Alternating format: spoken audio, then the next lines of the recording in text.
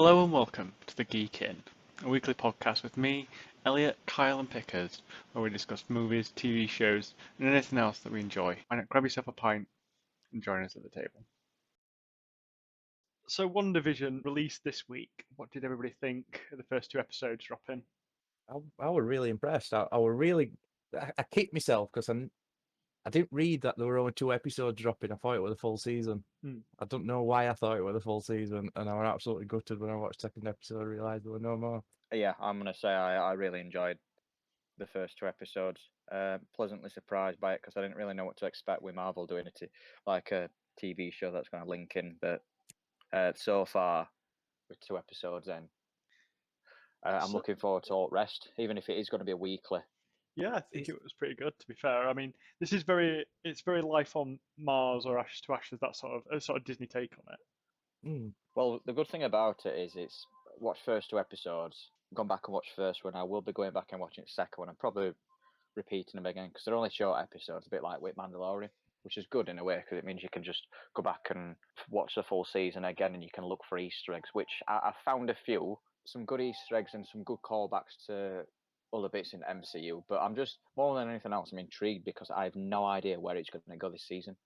Yeah, I've got a couple ideas, but because I haven't been able to rewatch it because I've been working, I have been reading quite a lot. So quite a lot of my ideas I did miss when I was watching it, and I've kind of cheated and just took off what other people have seen.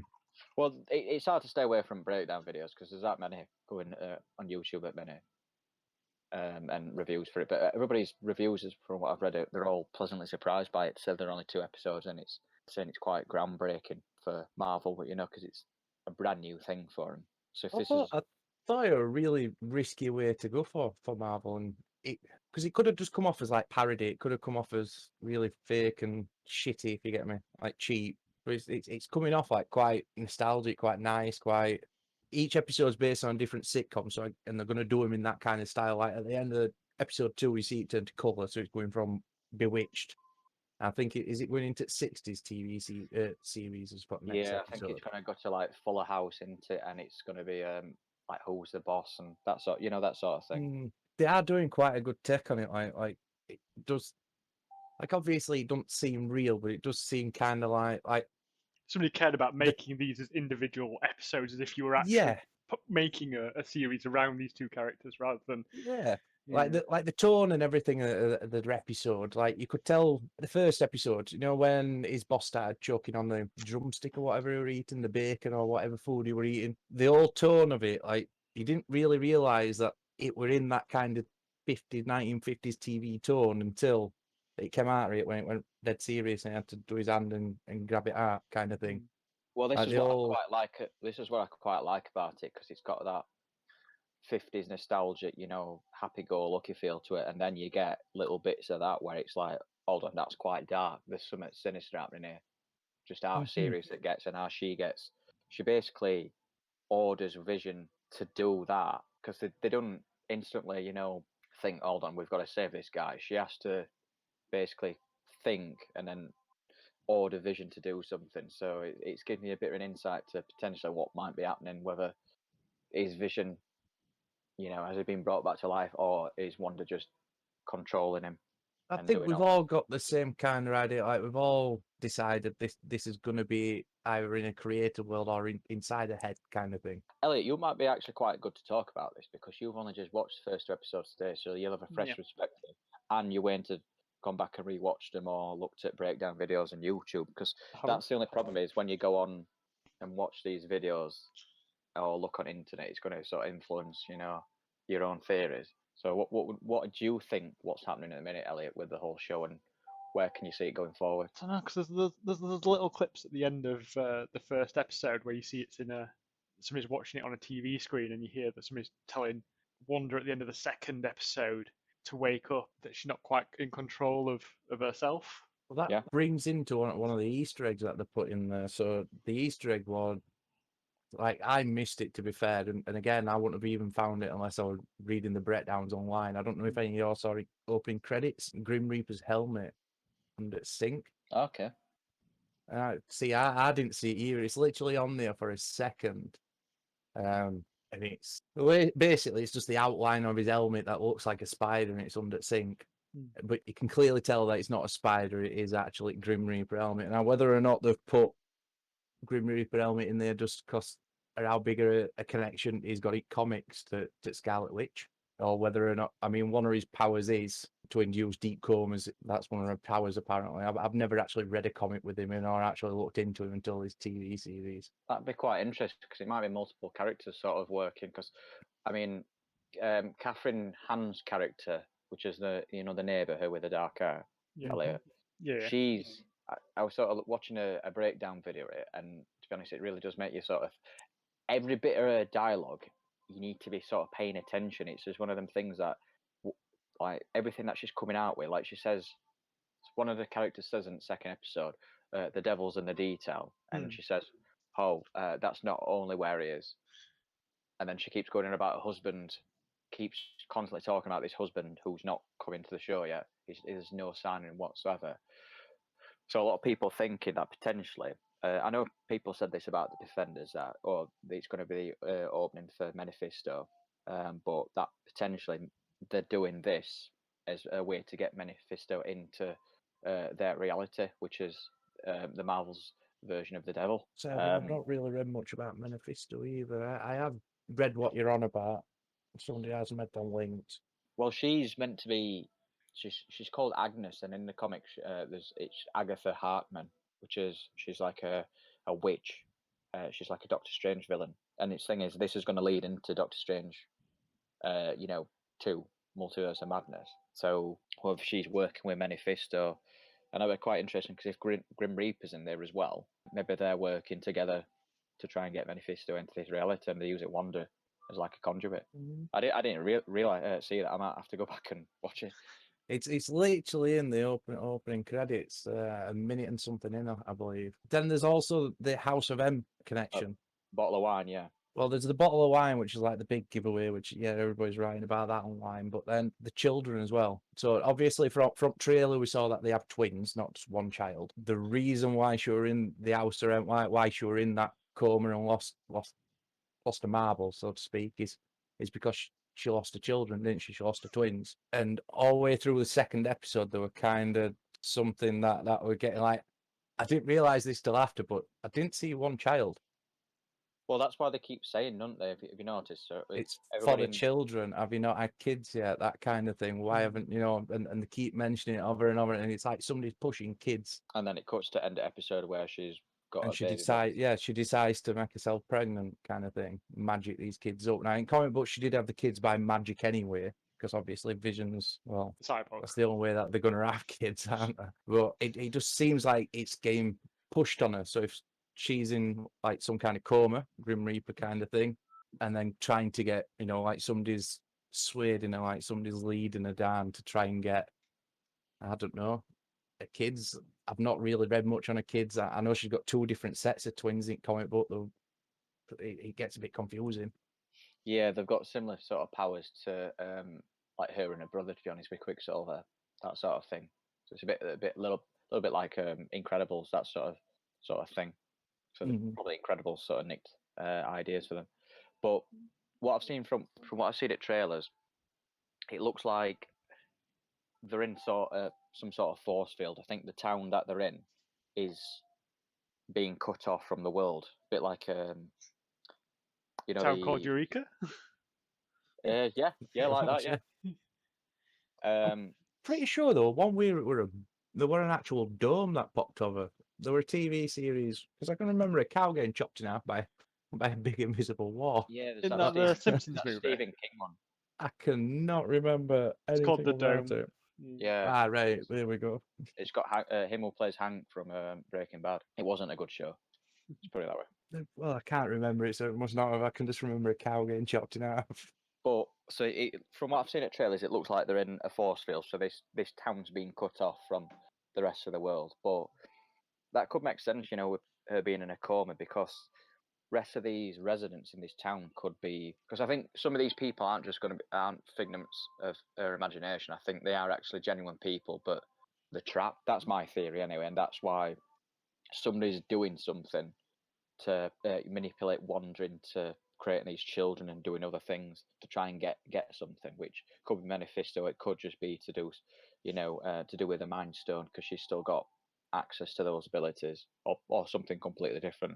So we'll get to find out, and that's what I'm really looking forward to as well, because I think I've heard there's going to be 9 episodes. I hope there's 9 instead of just 8, and we're 2 episodes in so far, so we've got 7 good episodes to go, hopefully. But I'm just really looking forward to the fact that this is The they're doing setting this. and everything it's just such a fresh take on things, a different thing from what Marvel have been doing for the last Yeah, sort of it kind of takes away from all the seriousness that they've been trying to. Like, everybody knows superheroes and the powers. I mean, even while we're talking about it, sometimes I feel like it's a bit of a piss take. It's not serious. It's a bit funny how serious we actually take it. But Marvel's kind of done that to their audience. They took the film so seriously that people take the content seriously, if you get me. Do you think that's because comic book films for a very long time were sort of a laughing stock? They weren't very good, and sort of MCU revolutionized that, and now they Probably, feel yeah. like they have the ability to have a less serious, more comic booky, more colourful world. Do you think that, or do you think Christopher Nolan had a big sort of take in that? Sort of putting comic books into sort of the real world rather than just being completely separate.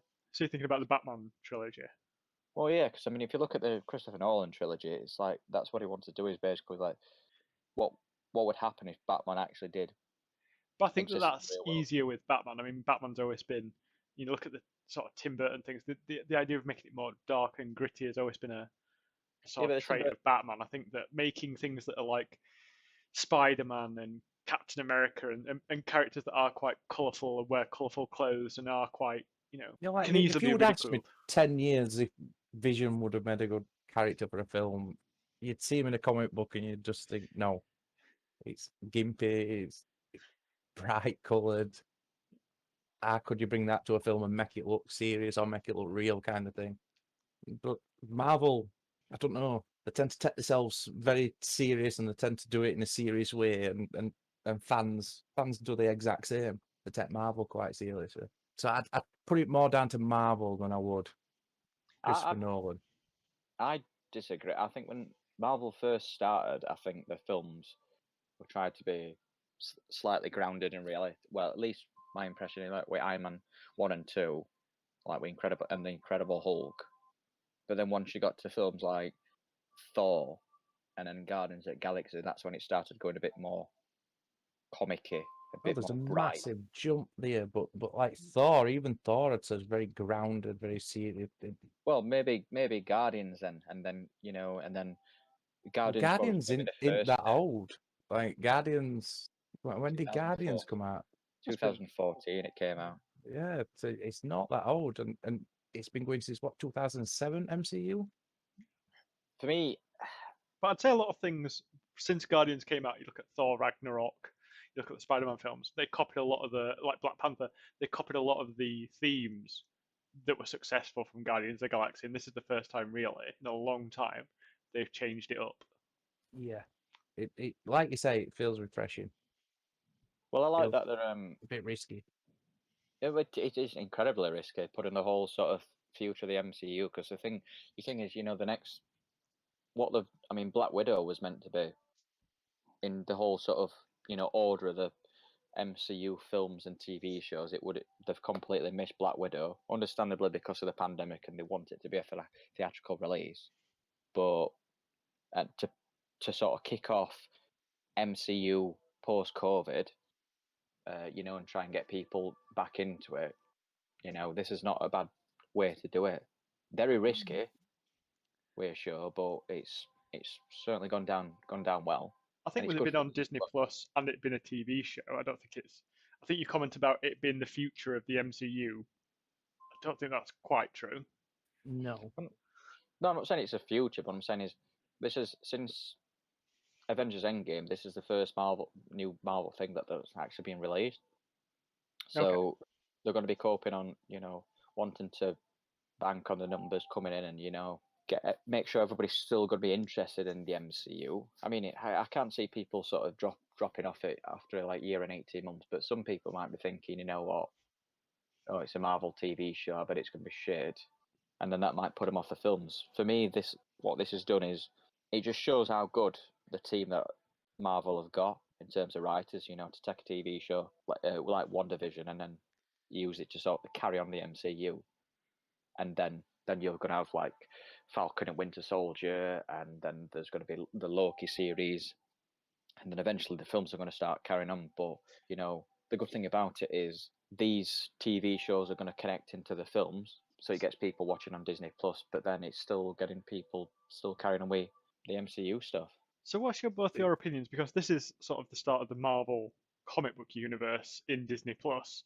How do you think that this compares as a kick-off point on Disney Plus to The Mandalorian? Better. A lot better. It's a lot higher quality of a TV show from the episodes I've watched. Only 2 episodes, mind you. And what do you mean by it's a better? It just feels like, Because there's not as many I'm special not gonna effects say, in this. yeah, I'm not going to say production value, but I just think the whole way that they've gone about it is like you said, fresh, interesting. It could be very easily, if not done well, they've gone, you know, like the talent show and things like that. They've Yeah. done it in the 1950s style humor. They've got 1950s style jokes in there. If they did that and it wasn't done well, it would be the biggest bag of shit that is ever. You know, nobody watches TV episodes from 1950s anymore, and they don't watch them for a reason. The right side of TV, cringy. yeah, TV's just got miles better. But yet these have managed to pull it off. It were really surprising. I mean, I was looking forward to it, but I was still wary that I didn't think it'd feel this authentic. And Kyle, what are your thoughts? As you're a big fan of The Mandalorian. Well, I'm not. They're completely two different, two completely different shows. So I can't really compare them side by side. But Mandalorian. I mean, that's a cop out, isn't it? Yeah. Well, no, it's not really, because Mandalorian, Star Wars, and this is MCU. So what? It's You can compare 2 different TV series on separate accolades. So you could compare them like production value, or you can compare them to dialogue. You can compare all you want about 2 different TV series. It doesn't matter what kind of world they're in, and you can see which one's better or worse. So I'll give you a point. Production value. This is 225 million. Mandalorian, we're only 150 million. So this is, you know, it's got more money pumped into it. So I'll give you an estimate. In terms of one of the many complaints that me and Pickers have on The Mandalorian is that if he goes to a place, he does a thing, and there's no overarching story. This is very similar in that each episode is a different TV show. They go to a different environment, they do a thing, but there is an overarching story. Do you feel that it's more complete as a series? I know we're only 2 episodes in, but do you feel it's more complete in the same sense that it's overarching, it feels bigger, and it feels fresh? And well, this is they're literally staying. I know the scenery change around in terms of the sort of the 50s, 60s, 70s feel of it, but they are staying in the same place. So it is, like I say, it's a different show to Mandalorian. It's like I like them both. I think Mandalorian's good for the Star Wars universe, for Disney Plus, and this is really good for MCU on Disney Plus. Overall, it's you got 2 shows that are bringing in plenty of viewers of people. Are you running for office, Kyle? I just completed the 2. You're answering the question like a politician. I can't say that. You went on a rate circle then just to get out and not getting a straight answer. Thing is, if we compare, like later on, we're going to compare Nic Cage films, and there's a big difference between something like, I don't know, The Wicker Man and Lords of War or Face Off. And are you going to go through the entire series and go, well, I can't compare them because they're all different? So you want the answer, and I'm going to give you the answer, which is you pretty much know anyway. Yes, I think this is a better show than The Mandalorian. Finally, for fuck's sake. But they are completely 2 different shows. So just saying one show's better than another doesn't make the other one worse, you know. One Star Wars, one is MCU. I really love Star Wars, but I also really love MCU. And I think in terms of the writing that the MCU team have got in terms of Marvel is better than what Disney have got for Star Wars, what Lucasfilm has got for Star Wars. I'm saying this for me is even though I really like Jon Favreau and Dave Filoni, it's just MCU films, Ellie, you should know this in terms of like, Winter Soldier for me is one of my favorite MCU films because that is basically just a political film. There's just more variety because they've got Winter Soldier, but then you've got so many different MCU films that have got different categories and different genres. For me, this show is I can see this show be, and I know there's all the nostalgic elements, because you've got the 50s and you've got the talent show, and then it's going to be 60s and 70s, and you have all the music. For me, this is going to be a horror show, so this is going to be like the first horror thing that Marvel is going to have in the MCU, and that's why I'm sort of looking forward to it because just from those little sort of snippets, when the guy's choking, and then you've got the end of episode 2, where you've got the guy coming out the grate, in the beehive costume. It's just like, And where she cuts her hand. there's the bits that they put in are just disturbing, because you're watching a show thinking it's going to go a particular way, and then you have these little bits. So I'm looking forward to it. So yeah, I think this is better because it's got better writing. And I think the chemistry and the acting is the chemistry between the two leads is what really makes the show, I think. Well, to be fair, I don't think I've ever seen Paul Bettany in something that I don't like. I even watched that Priest. It's meant to be a dog shit film, but I enjoyed him in it. A bit like all Nic Cage films, I enjoy him in them, even though they're shit film. Well, yeah, that's the thing. That's what's going to be a struggle about the worst Nic Cage film, because I enjoy elements from them all. So even though some are really shit, they're still good. I'm looking forward to it. I really don't know where third episode is going to go. Same with fourth episode. So that's what I like about a TV show. It's got me looking forward to the next episode, but then having no idea potentially where the whole season could go. Because I've got a couple of theories of how it will end up, but they could they do a U-turn.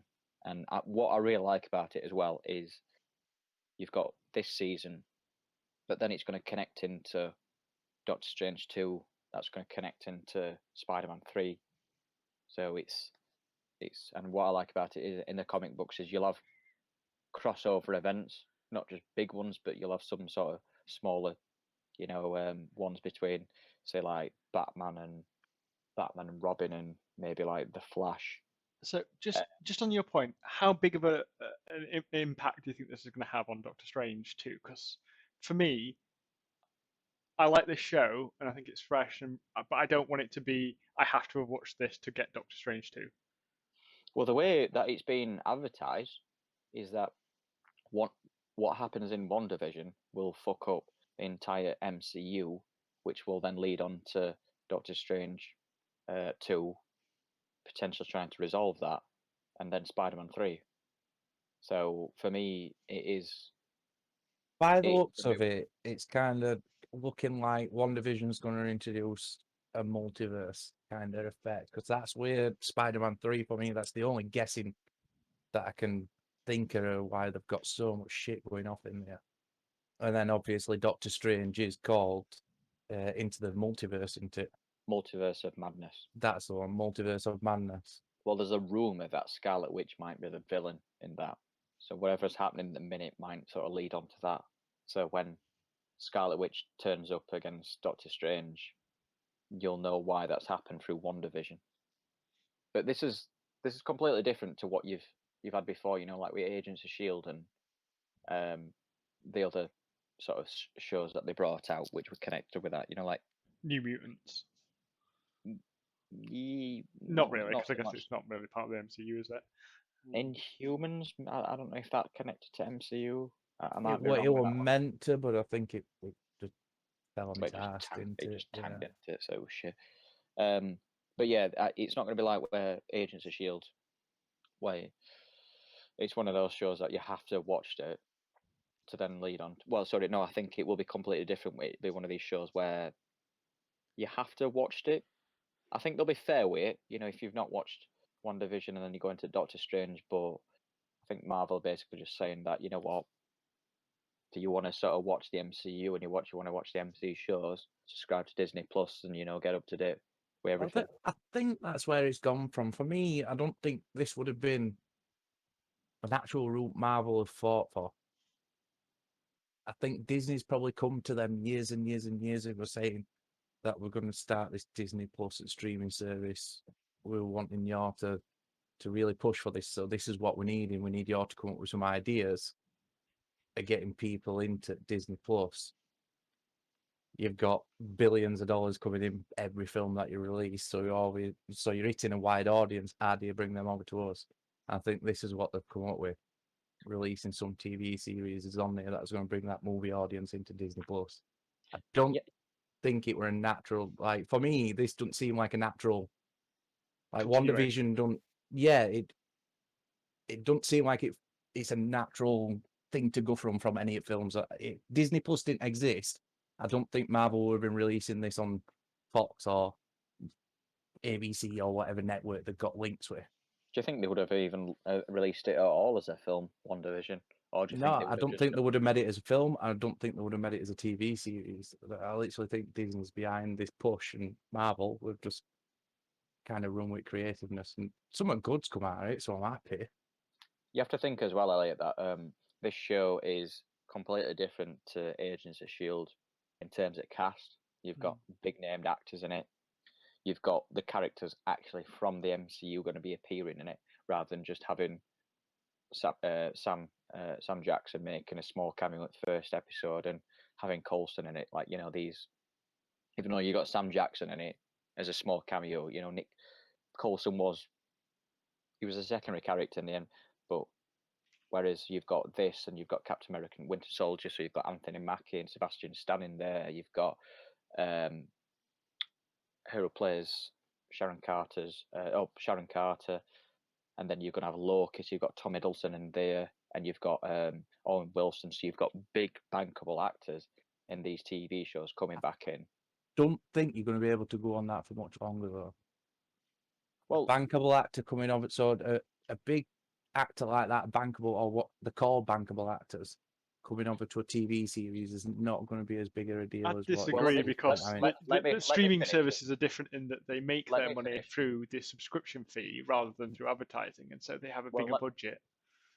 So what I was going to say is you've got these big bankable actors, but overall you've got these TV shows that look a lot better than what you've got with Agents of S.H.I.E.L.D. So, you know, you've seen the trailer for Loki, you've seen the trailer for Captain America, Winter Soldier, WandaVision. You know, you get excited about watching it because you think, oh, this is going to be a good story. It's going to, you know, they put a lot of money into it. No, I got excited about Agents of S.H.I.E.L.D. when they first sold it to me. The only difference between Agents of S.H.I.E.L.D. and something like Captain, Winter Soldier is the fact that he's got bankable actors. Because I haven't watched any of it, I don't know what it's going to be like. And I just know MCU's behind it, so I know it's probably got a good writing team. And it's got a good creative direction. Yeah, but it's got more production value as well, so you just know it's going to be, you know. But like, I mean, have you had a look on Apple's streaming service yet? No. Right. Apple's streaming service is just solely every single TV series that they've got on there is carried by a bankable actor. There ain't no unknown actors that are in any of their TV series. So if you go on their app, it's actually got a load of pictures at top of Brad Pitt, Tom Hanks, Steve Carell, Jennifer Aniston. You can click on their name to see what they're in. So that's how much they're going down bankable acting route. But that's not gone down too well, though, has it? Apple TV compared to like Disney Plus or Amazon or Netflix. It's not gone down as well, but it's still gone down as a success for Apple for what they were wanting it for. And it's going to be something that they are building up on because they're planning on getting Apple TV into TVs. So you know how you got Android TV and Fire Echo TV, Fire Stick TV, or whatever they call it. They're planning on getting their operating system onto some big name TVs. But what I'm saying is, the more common that comes, it'll be like, look at Nic Cage, gets offered so many films, he'll do good films. As soon as he becomes a massive bankable actor, he gets offered thousands of films a year. How many of them do you think he's going to actually do that good? How many of them do you think he's going to actually do that bad? And we all know he's been in some bad films. The more that big bankable actors are coming over to TV, the more you're going to get pulled in by that bankable actor into a bad TV series because the more that they're going to be doing. I think you're making a jump between TV and streaming services. I think that the different operating model allows for a bigger production and bigger casts and also Well, yeah, but more bigger recognition. production and cast don't mean better TV series. I get what you mean though, because you only have to look at like True Detective season 2. Exactly. How many films have there been that's had a massive budget but turned out absolutely dog shit? How many TV series have there been where they've turned out shit but they've had pretty decent budget? It's going to end up happening with these. You see a bankable actor, automatically you want to watch that TV series at the moment. In a couple of years' time, I don't think that's going to be the case. In a couple of years' time, I don't think it's going to matter who's in it because you're just fed up with seeing bankable actors getting these massive TV series because you'll be shot in foot by watching a couple of shit ones. Well, what my point is to the MCU and the Marvel streaming service on Disney Plus, Marvel TV shows on Disney Plus is when I say bankable actors, I mean the actors that are in the films are going to be solely basically in these TV shows, which is different to where you'd have secondary characters in like Agents of Shield leading those particular shows. This is all leading actors, and again, you see the trailers for it, it does look good. The problem with Apple TV is moving on from Apple TV for a second. What are the final thoughts on WandaVision? We can discuss. Pleasantly surprised, loved it. Dubious to where it's going to go. Kyle, for me, surprised, excited, and curious. I wouldn't say dubious like because I'm curious where it's going to go. It's a pass or fail how it could end, to be honest. But you're a lot more optimistic than I am when it comes to stuff like this. I'm impressed by the first 2 episodes. I was really surprised that they released 2 instead of just the 1. So would I. I think that were a good shout though to release 2 and give you a bigger taste of what to get you excited about it. I think that's it gives you enough just to get think I'm looking forward to it, 3rd and 4th. So yeah, I'm happy with it. It'd be interesting to see how towards after the 8 or 9. I need to actually confirm whether it's going to be 8 or 9 episodes. I really hope there's going to be 9. See how it ends up, whether I'll be disappointed or pleasantly surprised. And what about yourself, Elliott? I'm really excited for it. It's something fresh, it's something different, and it means that you don't have to have had all the backstory into the MCU to enjoy this. And I think that's the best thing that you can possibly say about this TV show is it doesn't rely on you having watched a lot of the MCU other than the Avengers movies to know who the Scarlet Witch and Vision are. But I'm really excited for it. It's something different, and I'm just glad that they've stopped using a good soundtrack to sell a film. That's a fair point. You brought up an interesting point there, and I don't know if I entirely agree with that because I think the only downside with the MCU, and there's not many downsides, but is how much of a backlog of films there are. And I think for somebody just getting into the MCU, there's a lot. This is probably going to be subject matter for another time, but just potentially, there's 23 films and there's a TV show. For a newcomer just getting into MCU, how much you have to get into to watch the new film. And I think that's the only con I can see with the MCU at the minute. And potentially going forward. I don't know, because after Avengers, it's like you could kind of watch Iron Man 3 on its own. And you still kind of got... And stop watching MCU forever because it's a shit film. Well, no, but you could watch Iron Man 3 on its own, you'd still be able to watch it as a standalone film. It were the big ones, so like Avengers. You couldn't watch Avengers on its own. You'd have, you know what I mean? It didn't explain enough. You can't watch like Guardians of the Galaxy, a standalone film. You didn't have to watch any MCU to watch it. And these certain films, so it depends where they enter MCU, if you get me.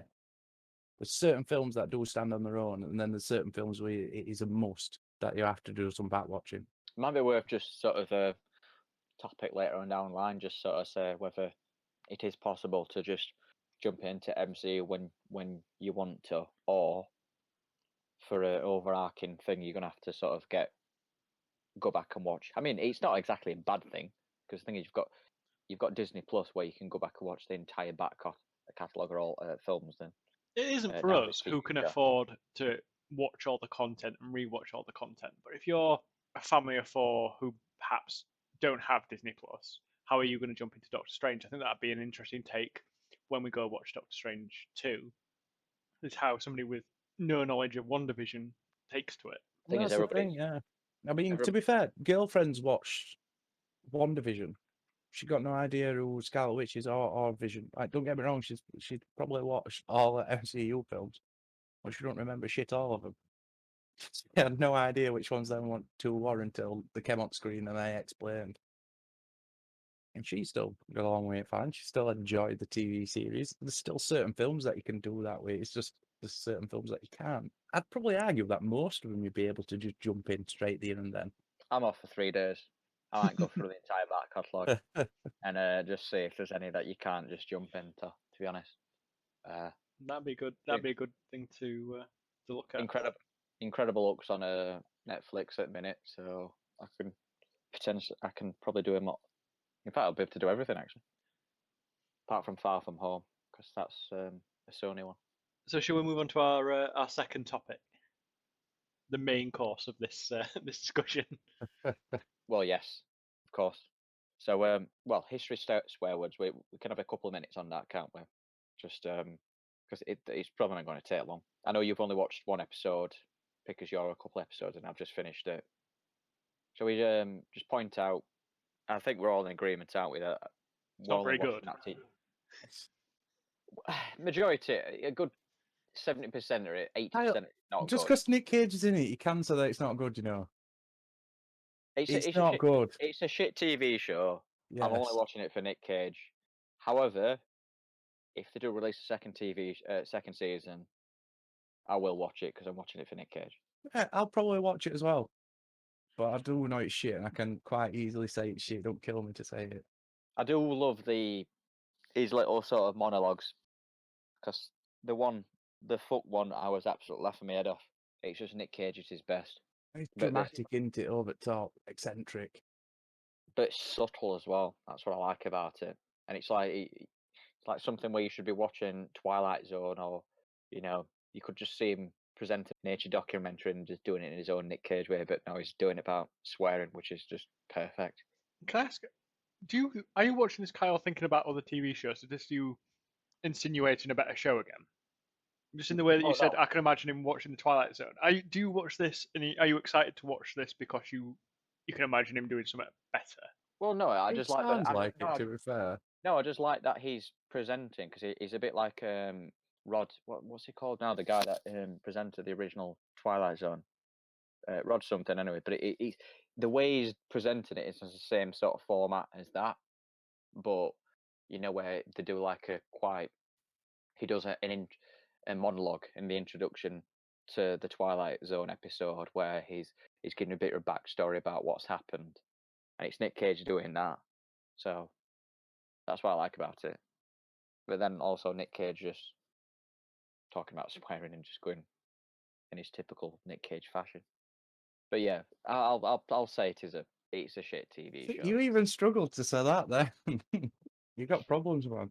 I don't know. The thing is, it's hard to say, because this whole concept to thinking of the worst Nic Cage film, like the worst one, is because it's a shit TV show, but I'll go back and watch it because I'm watching it for Nic Cage, and I'll happily watch a second season of it. It's like when I watched Black Lightning, that was a shit TV show, and I could not wait to get through the entire first season just because I didn't want it on me continue watching.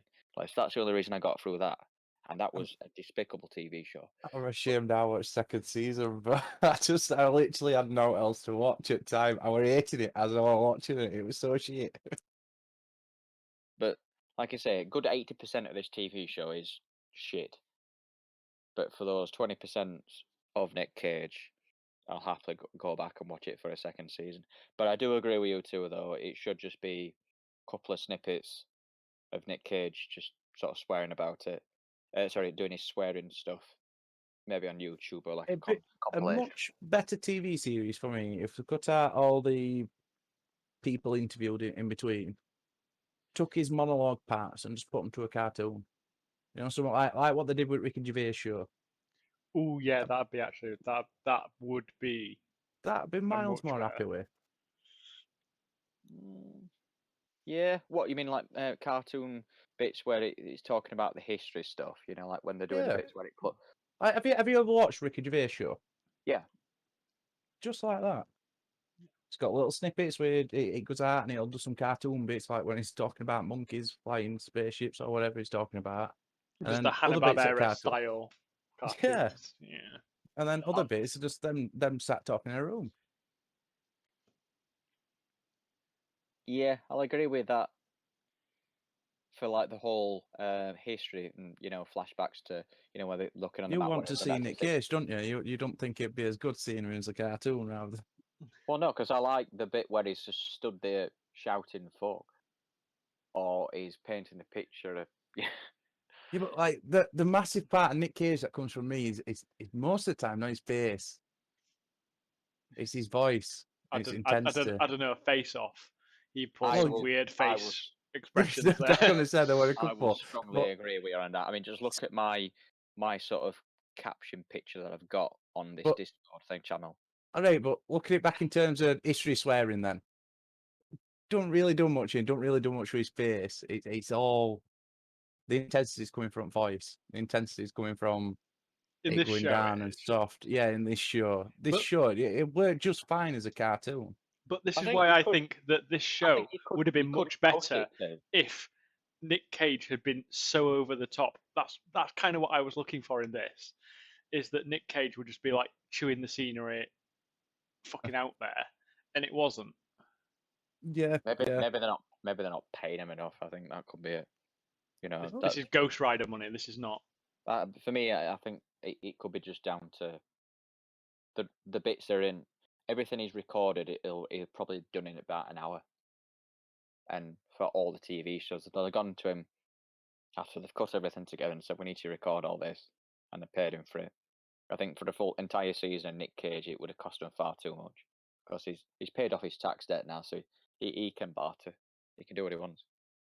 Yeah, but it's whether or not he's interested with it, whether or not somebody on production team or somebody that's producing it is, a friend or somebody they know from a party. You know what I mean? There's loads of reasons why actors are in stuff, especially big actors that are in smaller things. And most of the time, they're just doing them for mates that they know. They're just doing a day's worth of work or a week's worth of work for me and no money. So I could see, don't think it took him an hour. You can see that he's put some effort in. Oh yeah, massively. Like I say, I'll agree with you two. It's a shit TV show. I'm only watching it for Nic Cage, but I will be coming back to watch it for the second season if Nic Cage is presenting it as well. Yeah, there's no wrong with saying that. I've watched plenty of films that I knew beforehand were going to be absolute dog shit just because Nic Cage were in them. I suppose that very nicely moves on to Best and worst. the final one. So what I'm going to do, Elliot, I'm just going to post in the chat what I think your best is. Okay. You can go first if you want. See, Ooh. what you've put, it came second in the list of films. So Kyle put best. Interesting. Bad Lieutenant 2. I can't remember, was it Bad Lieutenant 2 New Orleans? Is that what it's called? There's quite a long title to it, isn't there? Yeah, I didn't think that were his worst one. I didn't mind that film. No, that's I didn't think it was a great one of my one. better films. I think it's great. Oh, better films. Yeah. Yeah. Oh, he's I thought you were guessing his worst, Kyle. no, he's best. Ah, right. Yeah. I think Nic Cage's I best wouldn't film have guessed is best film. Lord of War. I think that's the best. Definitely up there. And that's my second. That one. yeah, it was between that and Face Off. They're two very different films, but I like them for very different reasons. But Lord of War was my favorite Nic Cage film. I just think it's the range he plays in that role. I'm not a huge Nic Cage fan, but the range he play, the range of acting in that film, from sort of funny to sad to sort of action, it's a great film. What about your worst then? I struggled between Ghost Rider and National Treasure? Because Really? I just don't like. What? I just don't like it. I just don't That's find not it a fascinating. reason. That's like, why are you eating your vegetables? I just don't like it. No, you've got to give a reason. Like the taste funny, or I don't like texture. You've got to give a reason. Because that I you don't like think National because Treasure. when Nic Cage isn't seriously acting or he's over the top, I think a film is dull when Nic Cage is the main actor. And National Treasure I find dull because I don't think Nic Cage cares. I think Nic Cage is just trying to pay a bill, and I think the No. storyline is just sort of Oh. so-so. It just sort of drags along. I There mean, are Ghost Everything Rider you've is just the said worst. here. films Ghost on Rider that 2 is the category when it's worst made. film that he's in, but I don't think National Treasure is as good as some people make out it. Everything you just said is wrong because National Treasure is a passion project for Nic Cage. Yeah, same with He's been Second fighting for years to get a third one made. All right, well then he can't write. That's basically my. That's how I'm going. You've disappointed me there, Elliot. But however, your first choices were very good, and it's made my choices even more fucking harder. Pickers, what are your best See- and worst? I think we've all got the same worst film. To be fair, we've all got Ghost Rider 2. I put money on Kyle's got it as well. I am going to surprise you. However, it is in my worst 3 Nic Cage films. It were hard for me because I had to go for what disappointed me most, not his worst film, because I don't think Ghost Rider is his worst film. He has got, if you ever watched Season of the Witch or anything like that, he has got some shitty B movie, like Left Behind kind I of quite film. like Season of the Witch, to be honest. Mate, then you're wrong because it's dog shit.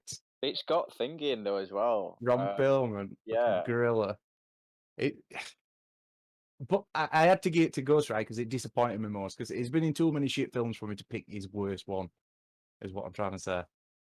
And then his best film, again, I had to pick the ones that I enjoyed the most rather than what I thought were his best film or his best acting because, again, he's been in too many good films.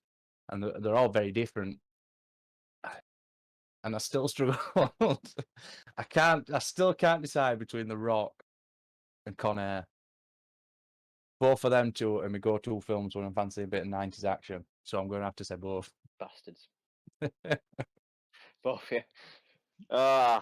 So my best is between.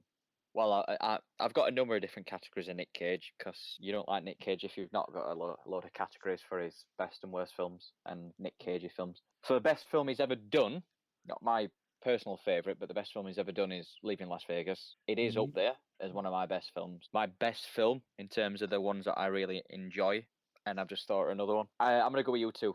So The Rock and Face Off because 90s action, Nic Cage. It is utmost craziest. I lean more towards Con Air than Face Off. How can you not like? How can you not think Face Off is The opening incredible? bit when he It's plays Passion amazing. and all. Yeah, I know. But then John Travolta takes over. I know. Well, this is And why. he's a lot more toned down for the rest of the film. They should have done it the opposite way around. John Travolta should have started off as the terrorist, and then Nic Cage took over as terrorist. But I think that's what makes it because you saw those little snippets of it. It makes you excited to see back to Nic Cage going. It was for me. It's I don't know. The Rock's good though because he is crazy all the way through it, and it's Nic Cage's best. It's a draw for the top spot for me. Them two and both because I can't decide between them. Then for me, and you're going to be surprised by this one. It's Gone in 60 Seconds. Then Con Air. And then Leaving Las Vegas. Gone in 60 seconds above Con Air. I really enjoy it, and I like him in it. I think he's. So do I. It's a good film, but I won't put it above Con Air. The problem with Con Air for me is you've got Nic Cage doing a fantastic job in that film, and he's really good in it. Don't get me wrong; it's one of my favourite Nic Cage films. But then you've got John Cusack in it, you've got Steve Buscemi, you've got John. Why is Malkovich. that a bad thing? No. It's not a bad thing, but they're all acting. They're absolutely brilliant in the way they're doing it. And Nic Cage is great, but he doesn't shine through. Whereas we Gone in 6 Seconds, it's just Nic Cage just being quite a cool character. And it's in terms of there's a lot more dialogue in that for him. I'll give you that. But no, I still go to because for all them reasons why you've just said and always got in it, it's still one of my go-to 90s action film. When I'm fancying some 90s fucking proper hard action, that's where I go to. Nic Cage walking through bullets. You know what I mean? For me, it's going to be between Face Off or The Rock if it's got for Nic Cage action for me. And Con Air, in terms of action, it comes up as a third, but for me, Gone in 6 Seconds just pips it. I think it's just to do with my personal opinion. But there's so many. So many. I mean, you've got Adaptation, you've got Leaving Las Vegas, you've got Raising Arizona, Mhm. Lord of War as well, Elliott, which you said, which is absolutely incredible. There's so many. Just shows Well, how.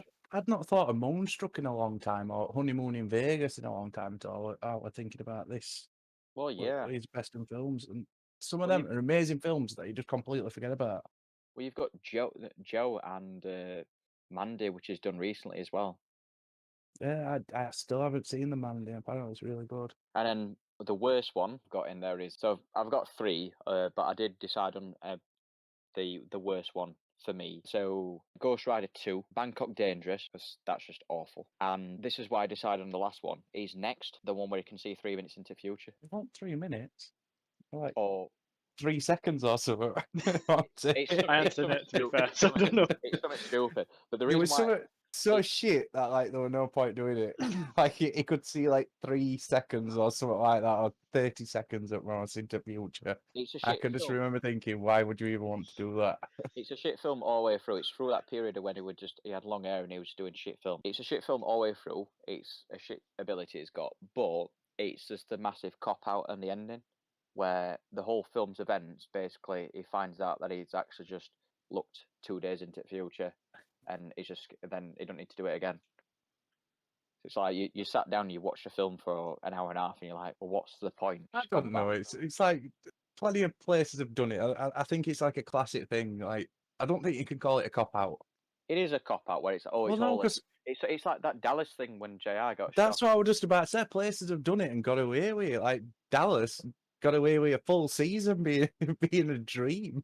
They were one of the This- first to do it, and it's like same with Roseanne, though, isn't it? When he dies and then he comes back, and it turns out that overall a dream. I think in some cases it could probably work, and in some cases you do feel like you've been cheated. I do get you on that. I mean, I don't feel like I mean, I feel like I've been cheated anyway. We're watching that film all the way through. I've lost an hour and a half of my life, but just for it to come out at the end and just say, "Oh yeah, by the way, we're just basically all a dream," was just a bit shit. I'm not a big fan of that. So yeah, they were my bottom three. You picked a good 3 shit films. I'm Although, quite surprised none of us picked any B movies and stuff. well, I was thinking of Drive Angry. That one that came. See, I didn't think that was a shit film. It's shit, but it's fun. I'm It's gonna say enjoyable. it's what it's meant to be. I mean, It's like supposed if to be you a look at the summer actual action plot film, of isn't it, it? yeah, if you look at the plot of it, it's just absolutely ridiculous. It's a bit like that Arnie film where he's the sheriff in the last town before the border to Mexico, and the guy in the Corvette's coming. Can't remember what's Oh, called. the last stand. Yeah, The Last Stand. It's a bit like that in terms of you're not supposed to take it seriously. You're not supposed to look at it too closely. Yeah, I think there's definitely a grey area with Nick Cage films between being good and shit. Like most of my probably worst ones as well could also fit into that category. Because even though Ghost Rider 2 is a shit film, he's still quite funny because it's got Nick Cage just acting off his head. Do you think anyone could do a good Ghost Rider TV show film? no, think that's a character that's never gonna make it onto TV screen good. See, I think the same thing of the Hulk. In terms of a character, you can't make a film or a TV series around that character. I'm gonna say Mark Ruffalo's kind of worked, But that's because he's good but as Banner, I'm gonna not say, as. and it's because as well he's never a main really that much of a main focus. He's not his own films, is it? Well, the problem with a Hulk film is everybody wants to see the Hulk. They're not watching it for Banner. So until you can do something where it's going to get Bruce Banner as the reason why you're watching a film, and then you get to watch the Hulk. But I think the same thing of the X-Men or Fantastic Four in terms of there's too many other characters and you don't get to focus on one, and so you can never have a good film. Yeah, I don't know. Some X-Men films have come close to being good. Yeah, but they're all because they focus on Logan, or they focus on a single character. Yeah, I get you. Well, what we're gonna do about She-Hulk TV series then? But surely that'll have the same downfall as Hulk. The what now? She-Hulk TV series. Well, the difference is with that is with She-Hulk she is just a permanent character, though, isn't she? She doesn't change. I don't know. I don't know how they're going to do it. Are they going to keep her as a permanent green, or are they going to have a changing? No, she's permanent. She's permanently the she's She-Hulk. She's not as strong. It's like Professor Hulk. not as strong as Hulk, but she's more like sort of like a demigod type thing, sort of in terms of strength. She's stronger than normal people, and she can take on villains and stuff like that. But she's never going to be as strong and as powerful as what the Hulk is, and it's same with Professor Hulk as well, because he just doesn't get angry enough. Like a little bit like Grey Hulk as well. I don't know, I'm not up to date on all Hulk stuff. Comics used to bore me. To be fair, the character bores me. I think any character, same with Superman, any character that's not got God. any, that's not really got any danger against them, and they've not really got that much moral affliction. It's just kind of boring. I will disagree with you, Elliot, what you said about the X-Men, though, because one of my favourite comic book films, and still one of my favourite comic book films, is X-Men First Class. Yeah, but again, I would say First Class focuses on the relationship between Magneto and Professor Xavier, and specifically, it focuses on Xavier, not on on Magneto, not on everyone else. You don't particularly spend a lot of time with Beast or with any of the other characters in the troupe. If you look at X-Men 1, the first X-Men 1, that tries to split between the different characters, so they all have their moment. Like Storm and Toad have their own little bit, and Cyclops has his own little bit, and so you never really meet any of them. And X-Men 2 is good because X-Men 2 focuses on Logan, and subsequently, the good X-Men films focused on Logan. I don't know. I mean, X-Men 2, you've got Logan, but you've also got Jean as being quite a big prominent character. You've got Professor Xavier. But it's his relationship with Logan. They all focus around one main character. Whereas if you look at something like all the Fantastic Four movies or X-Men 3, they try and splinter off into different characters within that universe and sort of build their relationships and things like that. So you never really focus on it.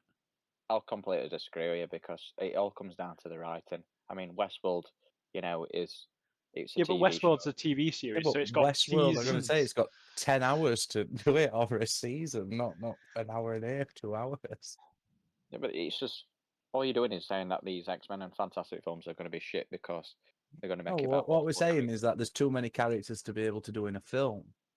It's like if you watched The Avengers, but you'd never been introduced to any of these characters up until that point. It'd be shit. Yeah. Yeah, but the thing about the X-Men is you know who the X-Men characters are. So not everybody who goes into it knows who the X-Men are. You can't presume that when making a film, otherwise you're not going to bring in new audience. Like that's just shooting you set it for. Yeah, but I wouldn't say many people know who Storm is. Or no, Iceman. A little bit, but they don't actually know about him. Yeah, they just know the name, or they might know a power. They don't know about. They didn't know about Hawkeye and sort of like Black Widow or Nick Fury. Yeah, but think of how little screen time Hawkeye has. Yeah, but it still works if having all these characters. Like you've just said, Avengers. That's a film where you've got all these different characters coming in. Yeah, but it focuses on 3 main characters that have their own movies. Films beforehand, so you already know them. Well, you may have to do that with the X-Men films, where you've got 3 or 4 main characters in the film, and the story's focused around them, and you've got these other characters that are also basing it around them. But that's why I was suggesting that there isn't that many good X-Men films, and there's no good Fantastic Four film, because they splinter off trying to build the relationships and make you care about all 4. But as a writer, you're going to have to sort of take why these films have failed before in the past, and then think, if we're going to be sort of launching the X-Men and Fantastic Four into the MCU, we're going to have to sort of, instead of just repeating the same mistakes, we're going to have to work on and improve it. That's the whole point about That's what Elliott's saying. Elliott's saying that this is one of the reasons why they haven't worked it past. No, there's too many to focus on in one film. Elliott's point originally was saying, I just can't see Fantastic Four and X-Men working because there's too many characters. You sort of too many characters for one film. That was kind of the point. No, but you've said that it's going to be shit later down the line based on what's happened before. If they don't introduce them separately, probably it will be. I'd probably agree with Elliott. Like, it's hard to do a film that with people that you care about and characters that you're actually invested in if you spent no time with such characters. Yeah. I have got faith in what the MCU are doing in terms of Marvel. You know, they're going to be taking the time bringing these characters in, but they're going to make sure they're going to do it right. Because otherwise, what's the point? You know. Right. Well, that's a different argument to make from saying that what you were originally saying about how you can do it even though there's so many characters. Well, it has been, like I say, I'm using X-Men First Class as an example because you've got 3 or 4 main characters in that film that you sort of follow in terms of the story or something, the events that are happening, which is pushing them all together. Then you've got these other side characters. Okay, but think about it. In don't know, X-Men probably First class- Class, there's all those mutants, the different ones that are in the academy at the beginning, and the agents come to try and kill them. You don't spend any real time with those characters. You spend the time with Magneto, Mystique, Xavier, and they focus on Probably that. said them 3, and Mystique's probably. I don't know. I probably agree that maybe she's a main character, but they are the 3 main characters of Secondary that film. to All the other characters, all the other First Class, they're all secondaries. Well, this is one of the drawbacks with X-Men First Class is in terms of the sequel, where Days of Future Past, is that you could have then you've brought these characters in, then you could have started making these other characters more prominent in the sequel. And then while also having these other characters there as well, and then you build on that, and then you eventually get to, where everybody's going to enjoy all these characters, and then it might lead on to potential side films or TV shows, or it'll just be the X-Men film, an X-Men film just coming out one I'm after so the glad other. that you spent 20 minutes talking to agree what the original point was. Well, no, my argument is that what you said originally is that said I don't think the X-Men films and Fantastic Four films are going to work because It was more that they what couldn't come work before. as a standalone film. Well, they are going to be standalone films, aren't they? If you think about it, they're going Yeah, to but be in the still- MCU, but they're still going to be standalone films. Unless they get introduced in prior MCU films, I can't see them working in either. You can't introduce that many characters at once and expect it to be We don't know how many characters. anything real. You're just presuming it's going to be the entire X-Men back catalogue all All coming. right, well, what we're saying is from what's been done in the past. That's all you can really go on, isn't it? And why that didn't work. And that's Well, what yeah, we're but saying. they're not going to That's why it didn't work. They're not going to repeat. I mean, you'd like to think they're not going to be repeating the same mistakes of what's come before. And there's a But lot. they did. X-Men 1, X-Men 3, and then there was Days of Future Past. All that series, they all follow the same thing of introducing too many characters. I mean, Spider-Man 3 introduced too many villains, and that's why you didn't like that film. Iron Man 3, that introduced too many villains with admittedly poor backstories.